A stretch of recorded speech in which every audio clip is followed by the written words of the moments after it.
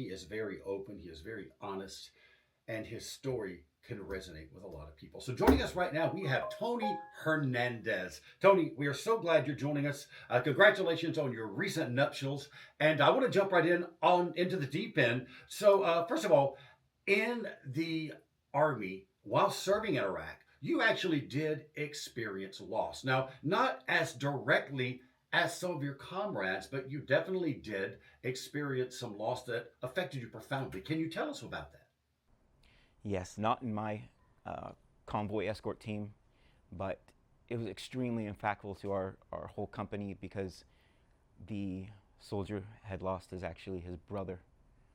He had four brothers, and two of them were deployed, Mm-hmm. and we had just pulled into base, Wow. and we saw him get pulled aside. We didn't know what it was about, thought he was in trouble, and they let him know that at another fob that same night that we had been out on mission, his brother had gone out on a mission too, and just a couple 100 feet outside the gate, uh, an IED went off, and just being there for him was great. The crazy part to me about that was that 2 weeks after he had gone home to bury his brother, he was right back in country with us, and that changes your whole perspective of a person and how much you realize they have a devotion to what we're all doing. That although that was his brother, all of us there were his brothers as well. You know, Tony, there is a line in a poem by Alfred Lord Tennyson, by far one of my favorite poems, called The Charge of the Light Brigade. It says, "Theirs not to reason why, theirs but to do and die." As a veteran, I know this all too well. From the first day of basic training, we are taught, don't question authority, don't question your orders, but you did. What did you question and why? At that age, and being so young going into the military, I had a very inflated idea of what I was doing as a soldier. And when you get there and realize the amount of actual hard work and groundwork and the things that you're doing, it starts to wear on you of did I make the right decision? Am I doing the right things for our country that I love so much? And still being in and questioning that type of thing wears on you of am I in the right place I'm supposed to be? And I didn't know if I was anymore. So, Tony, from the time you joined the Army at age 19 until the time you got out, how had your worldview changed? My understanding of the world, I wasn't so naive anymore as to how things worked, um, not just at home, but the way the world works. And you kind of get a glimpse of how dark it can be, really dark. What was it about that brotherhood, that camaraderie that you missed?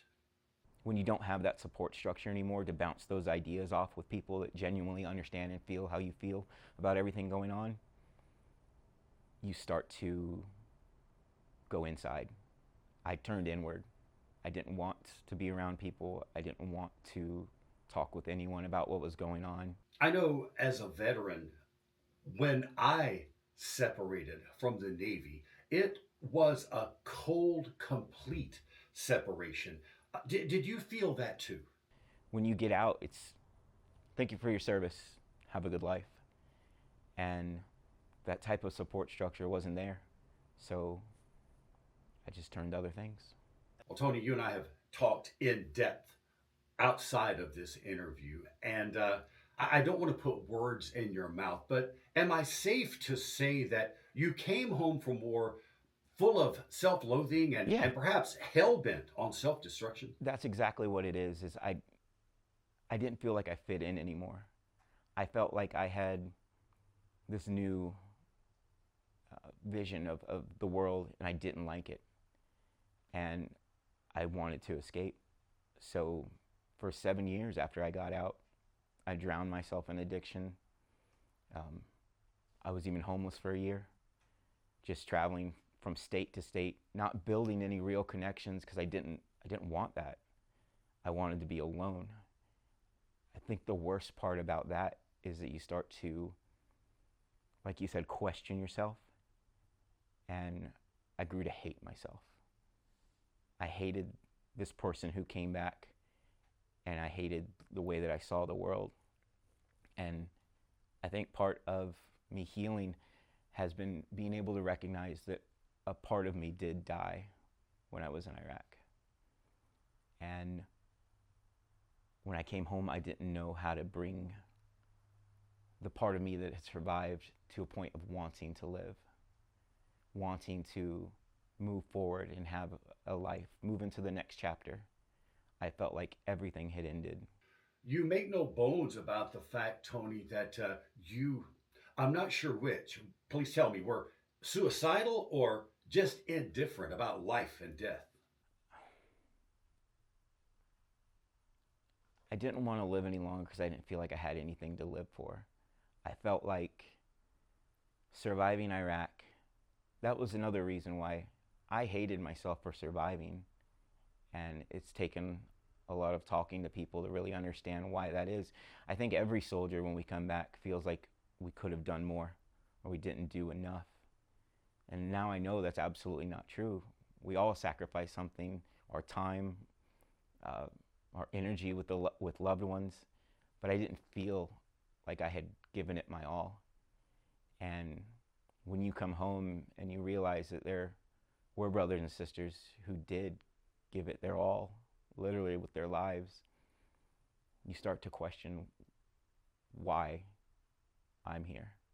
And then you look at your own life, and at that point in time, it wasn't about, well, what can I do to make it mean something for them? It's, they should have been here. They should be the one living this life. They had such great things. They had wives, they had kids. Here I am, this 20-year-old now kid, and you don't feel like you deserve to be there. You did eventually, though, make a conscious decision to get better and to be better, and yes, to do better. And you tell me that you've turned your life over to Christ, and you are indeed, I know you. You are a different person spiritually and physically and mentally and emotionally. And you share your story just like you're doing right now, very openly, the good, the bad, the ugly, even though it must sometimes perhaps be a little uncomfortable to tell some parts of your story. So I've got to ask you, what is your greatest wish for every war scarred U.S. serviceman and woman home and hurting? I prayed and talked with God about this before, that I just pray that I reach one of them, that one of my brothers or sisters will hear what's happened in my life and see that it's not too far. They haven't fallen too deep, and that hole's not that black, that there is a way out, and taking a step in that direction, whatever it may be for them, whether it's through Christ, therapy, family, Wow. you can redeem yourself. You just have to make that choice to be willing to move forward, no matter how dark it gets. Tony Hernandez, I can't thank you enough for coming on here and once again telling your story, and for telling it with such passion and such depth and with such concern for other people who very well may be where you have already been. You've been to the brink of hell and you have clawed your way back. We are so grateful for that. I think we all share this thought. We wish you nothing but a life of happiness with your new wife and family. And we thank you, Tony, for your service to our country.